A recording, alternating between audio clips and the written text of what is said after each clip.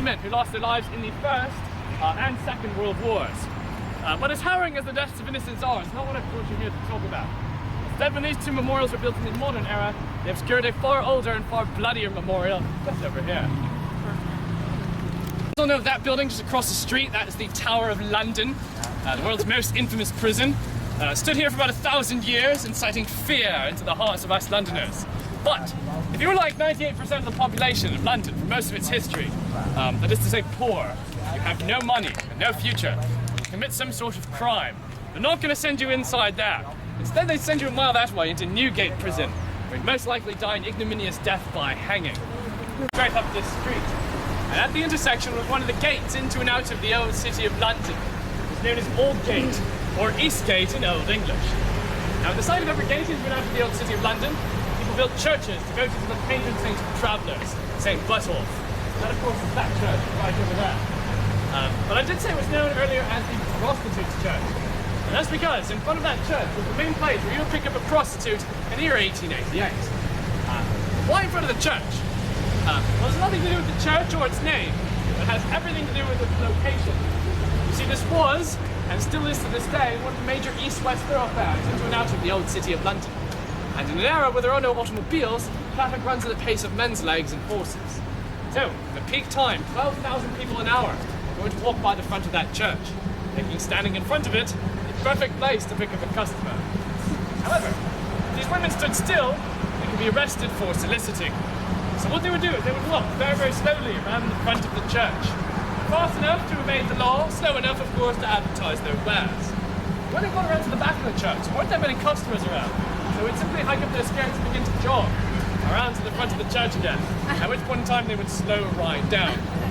So if you can imagine anywhere from now 25 to 50 women wandering around this church at various paces, sort of like a game of musical chairs, that's the way this church looks like in the year 1888.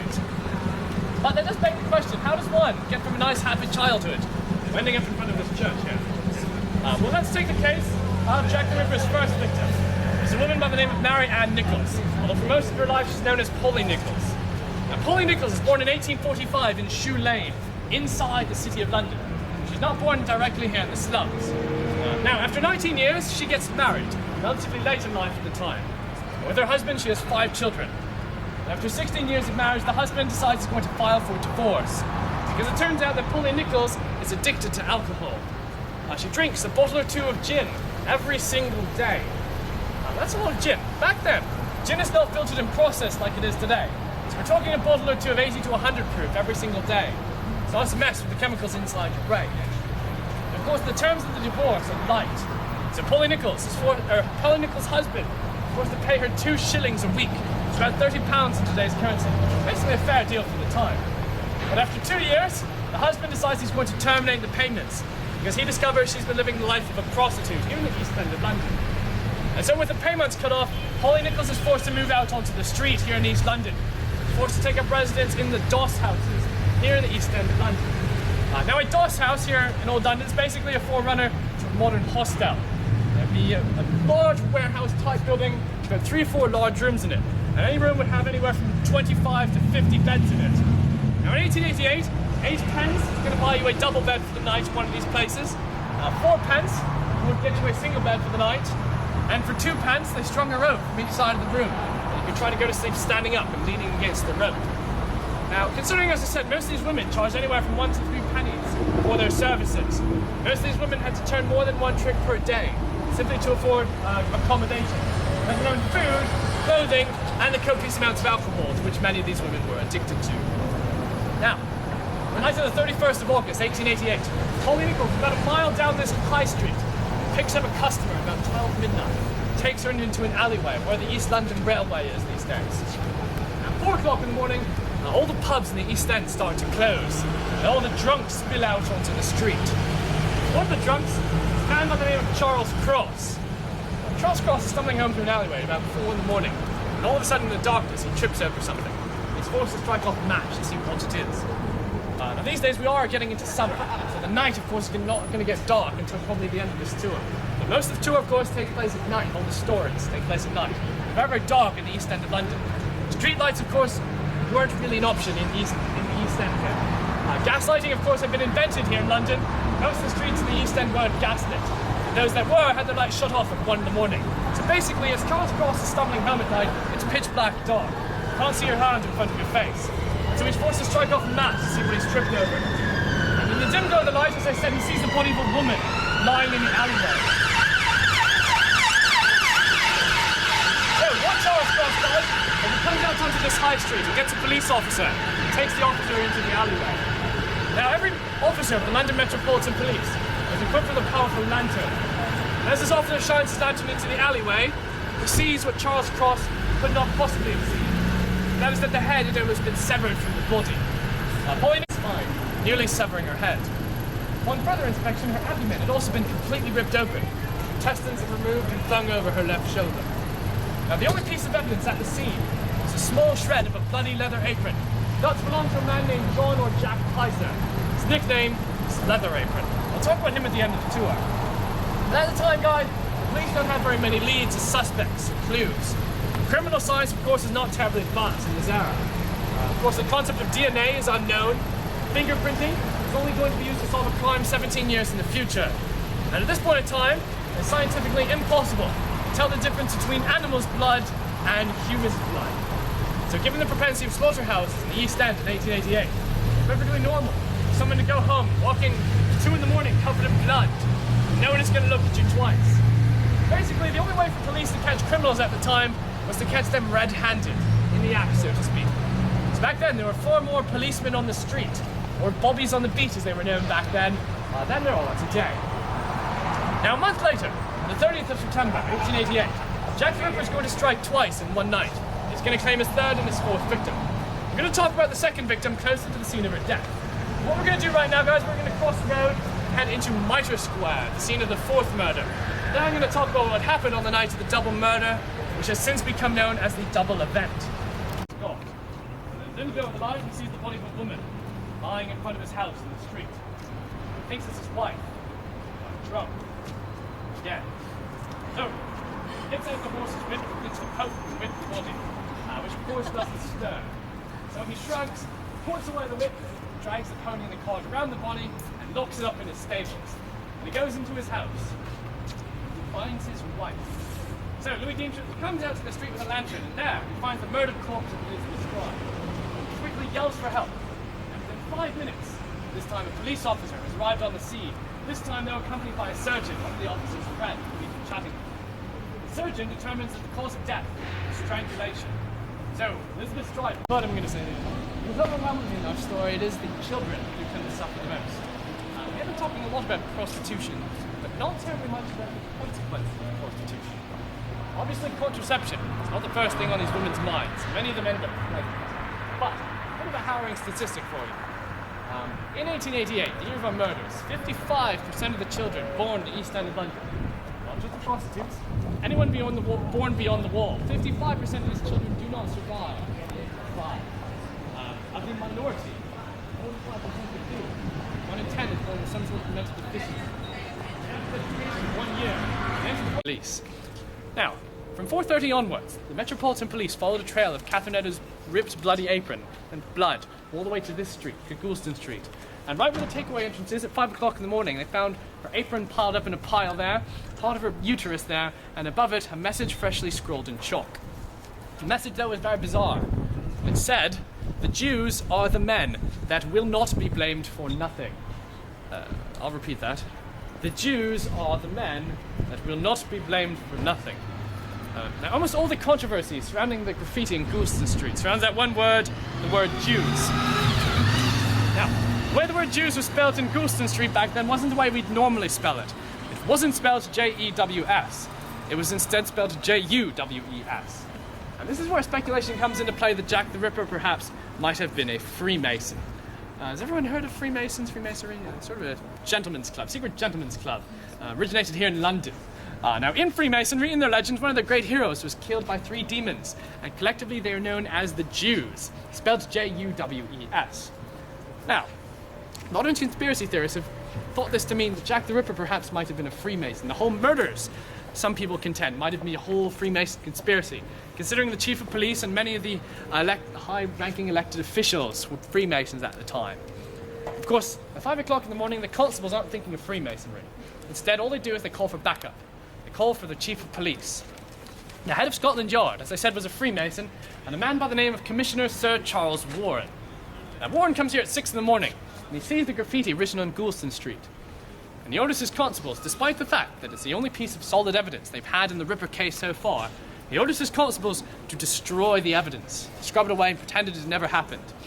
The constables protest, but Sir Charles Warren insists that if this message sees the light of day, then there's going to be a race riot here in East London. Now, as I said earlier, in the 19th century, this area was overwhelmingly a Jewish district. And since all the Ripper murders had been local girls, it's thought that he himself was, of course, a local, and that perhaps Jack the Ripper was a Jew.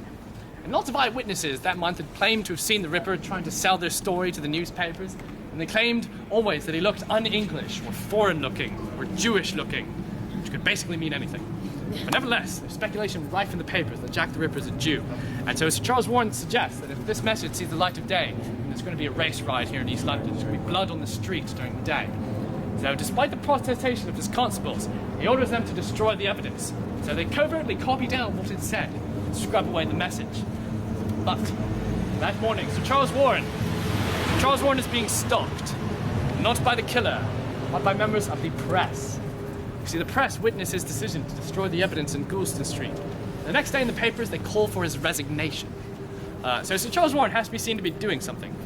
So what he does is he hires 2 bloodhounds from Yorkshire, the north, named Burnaby and Bargo, brings them down to London, thinks these dogs are going to catch the killer. Now, obviously, the idea of using dogs to catch a serial killer is a little bit stupid.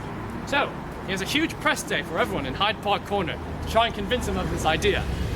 Basically, what he does is he covers himself in animal's blood, and in full view of the press, he's going to run through Hyde Park and see if these dogs can catch his scent. You can just imagine the head of the London Metropolitan Police, covered in lamb's blood, running from bush to bush, with 2 dogs named Burnaby and Bargo chasing after him. This doesn't really impress anyone. The press start to think he's bonkers as well. But the press are going to have a bit of a role to play in our story as well. Because you see, 2 days before the double event, a letter is sent to a man by the name of Tom Bulling. He's one of the members of the Central News Agency here in London. Now, this is a letter from a man claiming responsibility for the recent spate of prostitute murders here in East London. And this letter is signed Jack the Ripper. Now, previously, he had been known as the Whitechapel murderer, after the district which we find ourselves right now. Once his letter is published in the papers, he is forever known as Jack the Ripper. The day after the double event, another letter is sent to Tom Bulling.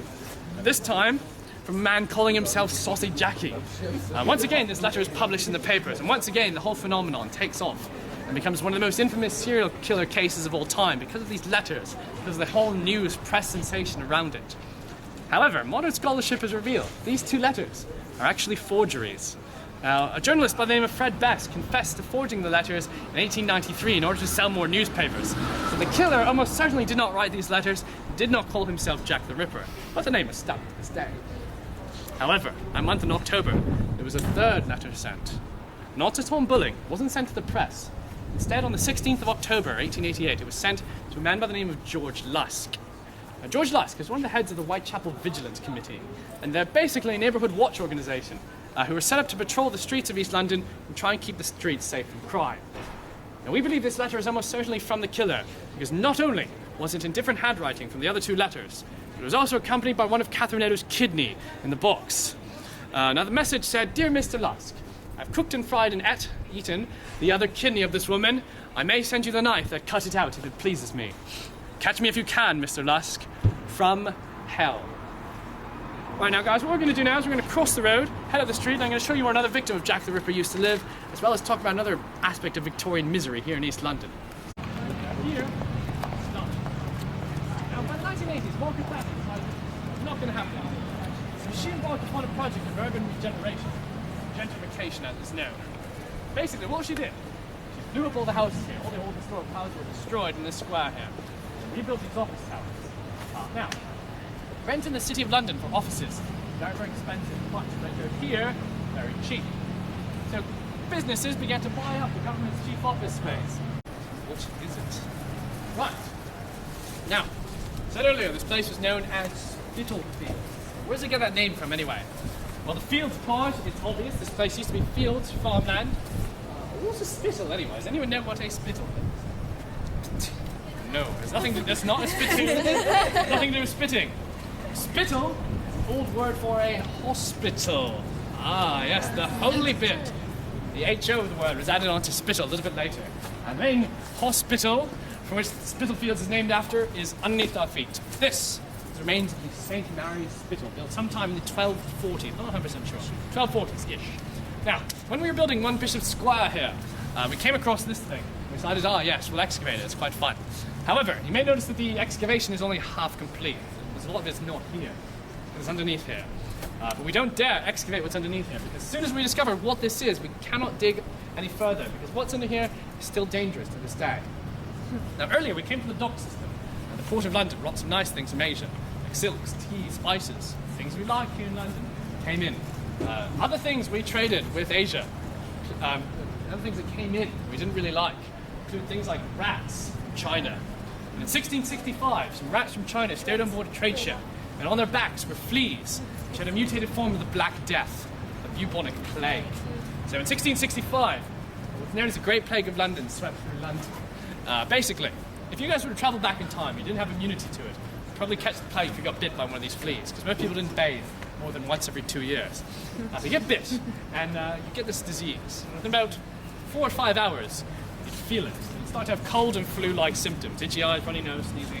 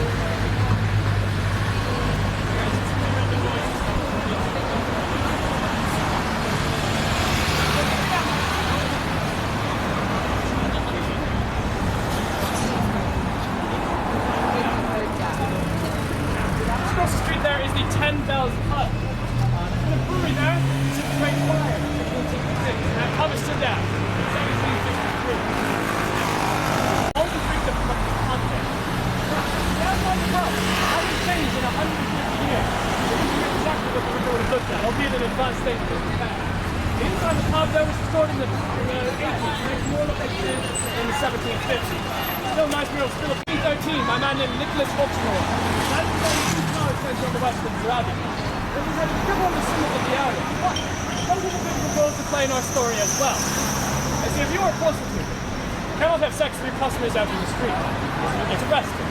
Sounds like if you went out in Chapmanton, you take them into someone's backyard, or as Captain Edison into a secluded square to arrive.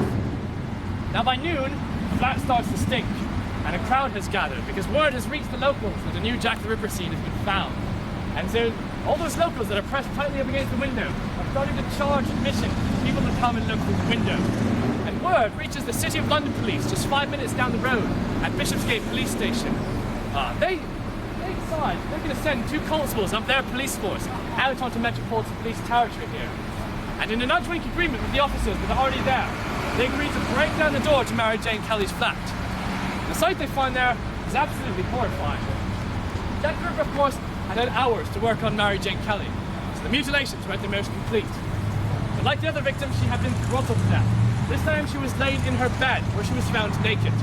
She then had a throat slash from left to right, all the way down to the base of the spine, and had been ripped open from the vagina to the breastbone. Her intestines removed and flung over her left shoulder.